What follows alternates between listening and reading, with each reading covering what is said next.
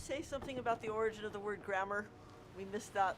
Well, it's etymologically related to the word magic or magician, and one of its cognates as well, I believe, is the word glamour. So magic, magician, glamour are the root fires at the base of the word grammar, which we look at as an undistinguished, boring activity conducted by English professors without a mature sex life.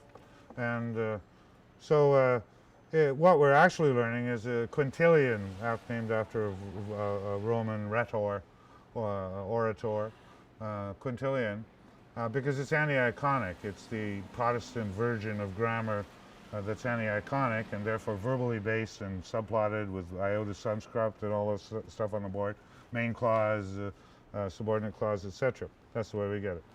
The way the Catholics used to get grammar, I don't know if they still do, I hope so, was through Pliny, who was also a Roman orator, who recommended that the memory of pictures is so much stronger than the memory of words. Now, quintillions is based on words. Pliny's is based on pictures.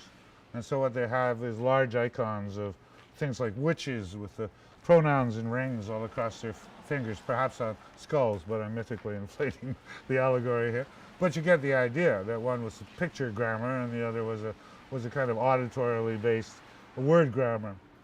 And it goes back to memory systems throughout Europe, how to make somebody remember a message, remember something much more crucial in a time when you didn't have printing presses and things like that around. You had to get the message into the head, especially if you were the Vatican. It was of crucial importance to get your thought police into everybody's head so they were doing the right thing according to you. And even further back, going all the way back to, see if I can remember this, Metrodorus of Skepsis, and there's another poet, it'll come to me. I've got many holes, black holes in my solar system. But they recommended this system of rhetorical memory whereby you didn't remember words, you remembered pictures. So, for example, if you were going to give a speech in the forum, and it was a speech that you wanted to remember easily, you didn't remember the words to it, as Quintilian would have. You remembered them as Pliny would have. Chaos of Skepsis comes to mind. I'm getting close. Simonides of Chaos, there, I should get a prize. Anyways, they recommended that you walk through a small town, for example, the size of Perth, if it was a medium speech, and you walk past the stores in succession, and you knew the order of the stores because it was your hometown. But you peopled them with kind of surrealistic, dramatic images of babies with swords through their belly and stuff like that, sitting on the first store. Now, if you had 4 or 5 points to make, you would people those stairs successively with other mnemonic icons and images and symbols and that tweaked you to what your subject matter was. And people were known to do this to the extent that they would walk and take tours of the entire village while they were reciting a speech in the market of the forum, for example, that so much depended upon, like the wheelbarrow and the rain beside the white chickens. One would have to assume anyways.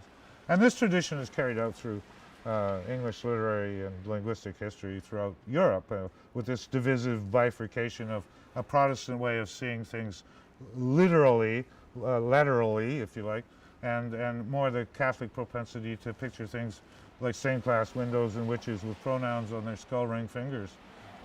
So it comes down to that, and you have these two confluent streams of influence in the picture music of Western European art for thousands of years, running subliminally, underground rivers running subliminally most of the time.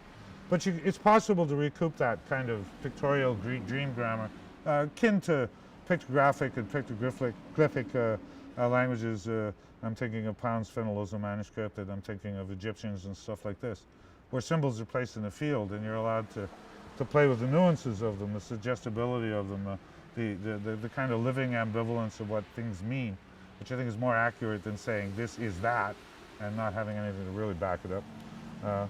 And finally, you get down to the fact that a magician, one would have to assume, was in possession of very occult, esoteric, arcane knowledge that was repeated in ritual magic rituals and circles and stuff that have to be precisely enacted, at least in terms of the rituality of the exercise, for it to be effective at all. And because there's a principle of democratization in the world whereby the rich people who drank coffee 100 years ago now have it being mobbed by the lumpen proletariat in big bags of Colombian at the Super Bowl. It's been democratized as the coffee of the masses.